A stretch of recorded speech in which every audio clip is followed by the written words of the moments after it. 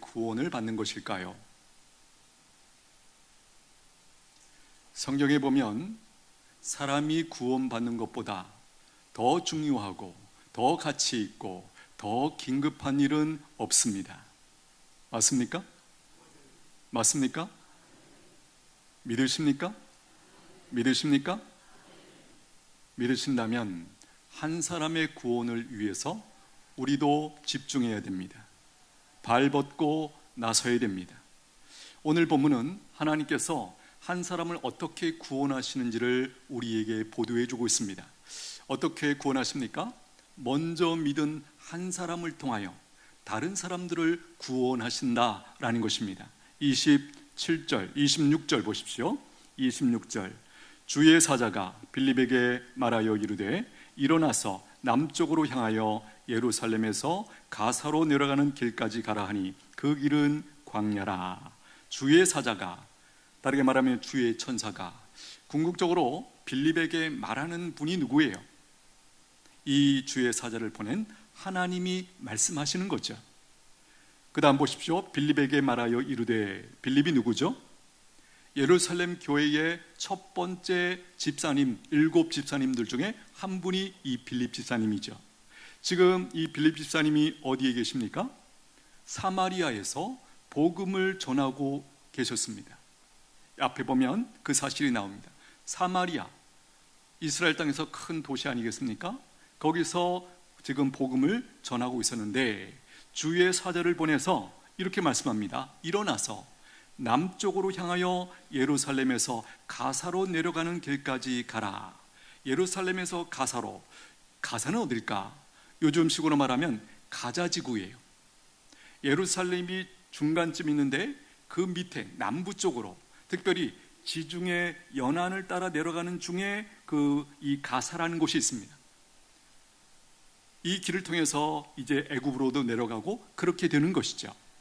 여기 끝에 보시면 그 길은 광야라, 길이 광야라, 이게 무슨 뜻일까요? 이런 의미죠. 광야 가운데 나 있는 길이다. 그 길까지 가라. 그렇게 지금 말씀하고 있는 거예요. 빌립 집사님이 주의 사자가 한 말을 듣고 어떤 생각을 했을까? 조금은 의아해하고 당황스럽지 않았을까? 왜요? 지금 사람들이 많은 사마리아에서 복음을 활발하게 성공적으로 전하고 있는 중이었거든요. 근데 하나님께서 사자를 보내서 사람을 만나기 매우 어려운 그런 광야길로 나가라, 지금 이렇게 말씀하고 있기 때문에 굉장히 당황스러웠을 것 같아요. 분명히 빌립 집사님이 갈등이 있었지만 결단하고 순종으로 나아갑니다. 27절 보십시오. 일어나 가서 보니 에디오피아 사람 곧 에디오피아 여왕 간다게의 모든 국고를 맡은 관리인 네시가 예배하러 예루살렘에 왔다가, 순종하여 갔더니 어떤 일이 벌어졌습니까? 의외의 사람을 만나게 하십니다. 누굽니까? 에디오피아의 재무부 장관이라고 할 수 있는 그런 네시를 만나게 하셨다라는 것이에요. 하나님의 성전에 예배하러 왔다가 다시 고국 에디오피아로 돌아가는 그런 사람이었어요. 여러분, 에디오피아 지도상에서 어디 있는지 보셨습니까? 아프리카 동쪽에 있는, 거기서부터 이제 애굽을 지나서 이스라엘까지 그 먼 길을 여러분 몇 달 걸렸을 거예요. 요즘에 비행기 타면 하루 몇 시간마다 가지만 그 당시에는, 그렇죠? 여기도 보는 것처럼 마차를 타고 이렇게 이동했다.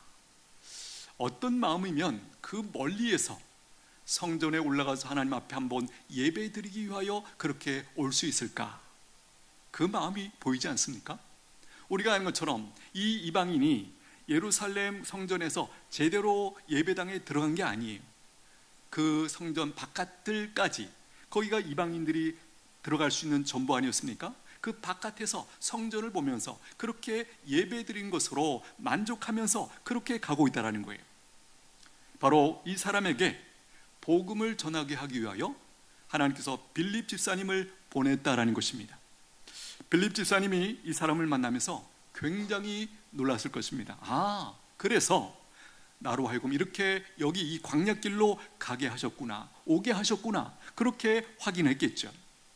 여러분, 빌립 집사님이 가서 이 에티오피아 재무부 장관을 만나서 무엇을 합니까?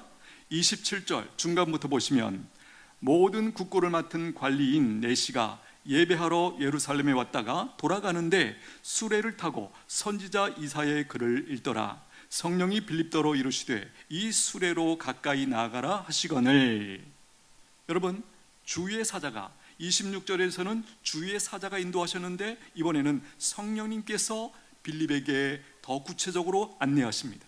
우리식으로 말하면 빌립 집사님의 마음 가운데 성령님이 감동을 주신 것이죠. 생각을 주신 것이죠. 그 마차에게 가까이 다가가라, 수레로 다가가라, 그렇게 생각을 주셨다는 거예요. 30절 빌립이 달려가서 선지자 이사야의 글 읽는 것을 듣고 말하되 읽는 것을 깨닫느냐? 대답하되 지도해 주는 사람이 없으니 어찌 깨달을 수 있느냐 하고 빌립을 청하여 수레에 올라 같이 앉으라 하니라. 여기 보십시오. 이제는 이 재무부 장관 네시가 더 적극적으로 빌립을 자기 수레에 올려서 이야기를 시도하고 있다는 거예요. 자기 궁금증을 물어보고 있다는 거예요. 어떻게 되고 있습니까? 무엇을 보십니까? 하나님의 역사입니다. 하나님의 은혜가 이 상황을 감동하셔서 지금 이 재무부 장관이 반응하고 있다는 것이에요. 34절 보십시오. 그 네시가 빌립에게 말하되 청컨대 내가 묻노니 선지자가 말한 것이 누구를 가리킴이냐? 자기를 가리킴이냐 타인을 가리킴이냐? 빌립이 입을 열어 이 글에서 시작하여 예수를 가르쳐 복음을 전하니. 지금 여기서 이 재무부 장관이 질문한 이 내용, 결국 누구를 가리키는 거죠? 이사야 선지자 자기가 아니라 바로 예수님을 가리키는 그 내용이다. 그렇게 빌립 집사님이 가르쳐 줬겠죠. 여기 보십시오. 35절까지 해서 이 재무부 장관이 예수님을 믿고 영접한 내용이 이 안에 들어 있습니다. 그 내용을 기록하고 있지 않지만 여기까지 이미 된 거예요. 그 다음에 세례에 대해서도 이 재무부 장관이 배우게 됩니다. 그러니까 36절에 가시면 세례를 받고 싶다고 요청을 하고 이제 세례를 받는 그 일까지 이제 배웠다라는 것입니다. 이 두 사람이 마지막 헤어지는 모습이 인상적이고 희망적입니다. 39절 한번 보시죠. 둘이 물에서 올라올새 주의 영이 빌립을 이끌어 간지라. 내시는 기쁘게 길을 가므로 그를 다시 보지 못하니라. 빌립은 하나님께서 어떻게 인도하십니까? 다시 이끌어 가셔서 다른 곳에 가서 누군가에게 복음을 전하도록 이끌어 가셨다. 내시는요? 기쁘게 길을 갔다. 당연히 지금 에티오피아 자기 고국으로 가는 길이기 때문에 그 길을 갔다. 그러나 여기는 또 다른 의미가 있어 보입니다. 뭘까요? 기쁘게 자기의 인생을 걸어갔다, 살아갔다. 이 내용도 여기에 들어가 있는 것이에요. 왜 그렇습니까? 구원자 예수님을 믿고 구원을 받고 하나님의 백성으로 살게 되었기 때문이죠. 우리가 구원을 받으면 우리 삶의 많은 것들이 달라지게 되어 있습니다. 우리의 생각도 마음도 우리의 관점도, 그죠? 우리가 하는 일에 대한 이해도. 지금 이 네시가 왕을 전과 같은 모습으로 똑같이 섬겼을까요? 백성들을 전과 같은 모습으로 똑같이 섬겼을까요? 아니겠죠. 이제는 하나님을 믿는 사람답게 섬기기 위하여 확실히 전보다는 더 아름다운 모습으로, 더 정직한 모습으로, 더 충직한 모습으로 섬겼을 거예요. 왜 그렇습니까? 전에는 여왕을 섬기는 게 전부였어요. 그러나 지금은 여왕을 섬기는 게 목표가 아니죠. 누구를 섬깁니까? 하나님을 섬기기 위해서 여왕을 더 잘 섬기는 모습으로 바뀐다라는 거예요. 오늘 우리에게도 이 은혜가 있게 되기를 축복합니다. 하나님을 믿고 구원을 받으면 이 부분이 바뀌는 거예요. 우리가 예수님 믿고도 우리 직장이 바뀌거나 뭐 달라지는 게 아니죠. 그 생활이 계속되는데 우리의 마음, 우리의 생각, 우리의 목표가 달라진다라는 거예요. 우리가 우리에게 허락하신 직장이라는 것, 더 이상 단순히 돈 버는 곳이 아니죠. 하나님을 섬기기 위해서 내게 허락하신 삶의 장이에요. 그 직장을 통하여 누군가를 섬기도록 그렇게 우리를 인도하신 것이에요. 여러분, 이 사실이 깨달아지고 믿어지면 직장 생활이 즐겁습니다. 행복합니다. 할렐루야.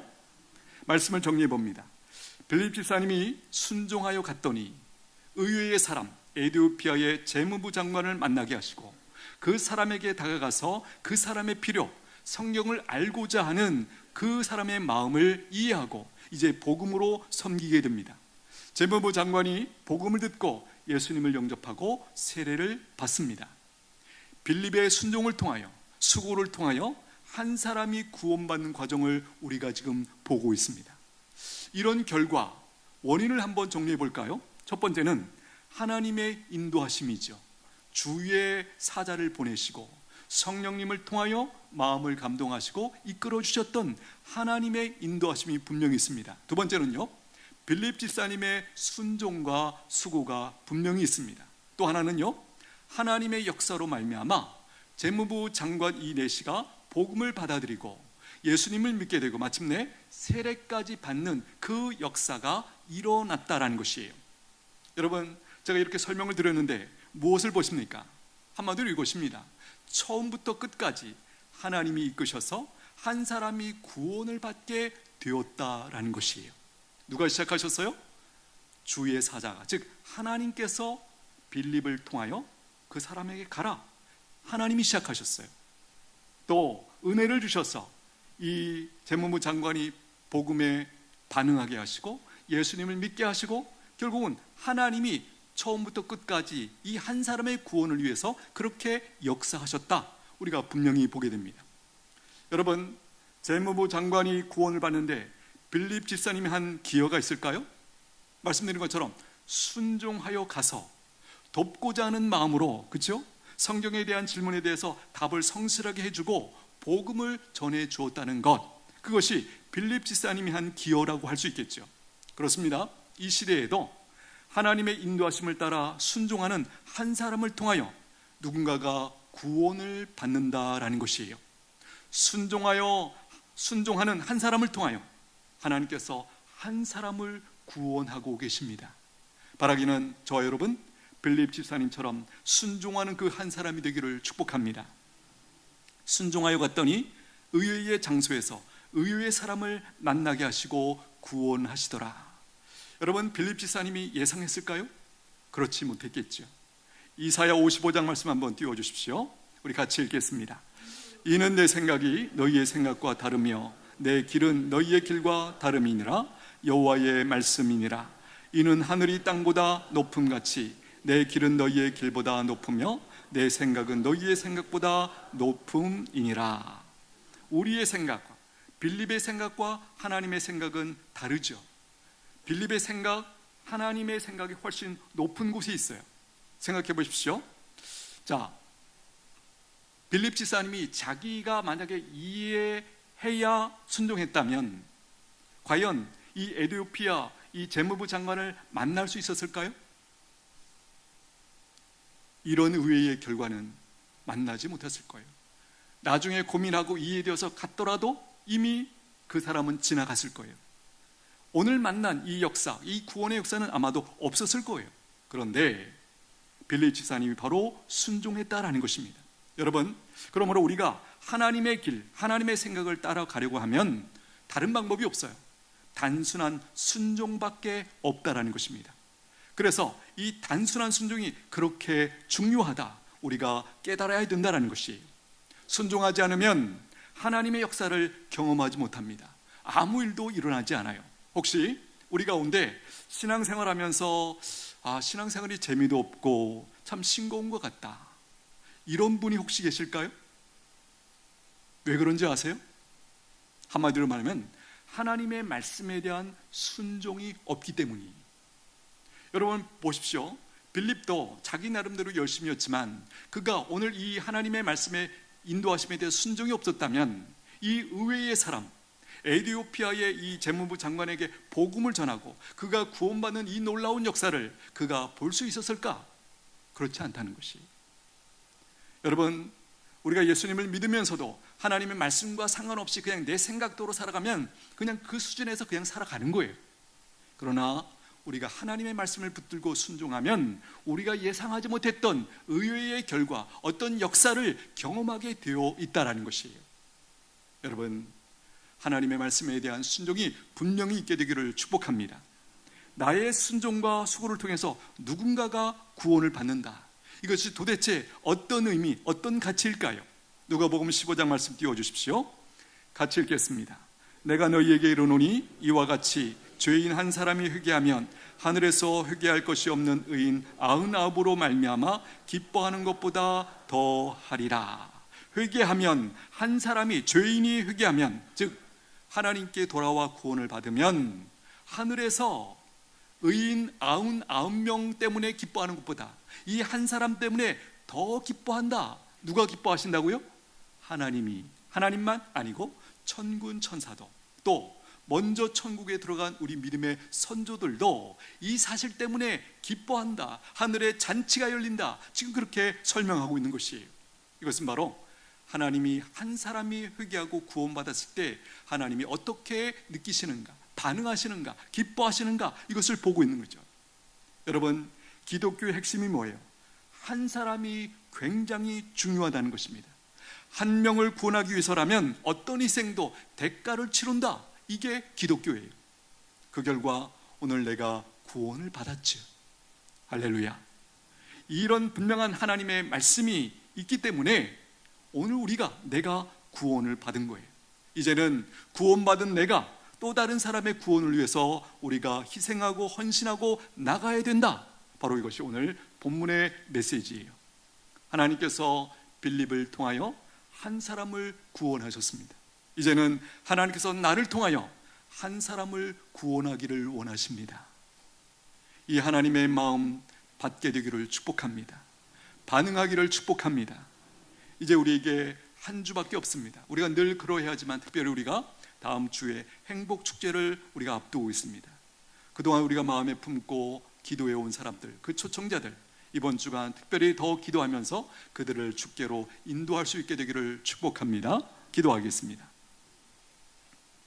우리 한번 같이 기도합니다. 하나님은 빌립 지사를 통하여 에티오피아의 한 장관을 구원하셨던 것처럼 나를 통하여 누군가를 구원하기를 원하십니다. 우리가 순종하면 하나님께서 역사하셔서 그 사람을 구원하십니다. 이렇게 기도하면 좋겠습니다. 하나님, 다음 주에 행복축제가 있습니다. 한 사람을 교회로 초청하여 복음을, 예수님을 들을 수 있도록 인도하기를 원합니다. 저를 사용하여 주옵소서. 우리 같이 한번 기도합니다. 하나님 아버지, 감사합니다. 저희들을 구원해 주시고 하나님의 구원의 은혜를 누리게 하신 것 감사합니다. 이제는 빌립이 순종하여 한 사람을 구원했던 것처럼 저희들도 순종하여 수고하고 섬김으로 한 사람을 초청하고 예수님께로 인도할 수 있도록 저희를 사용하여 주시옵소서. 예수님의 이름으로 기도하옵나이다. 아멘.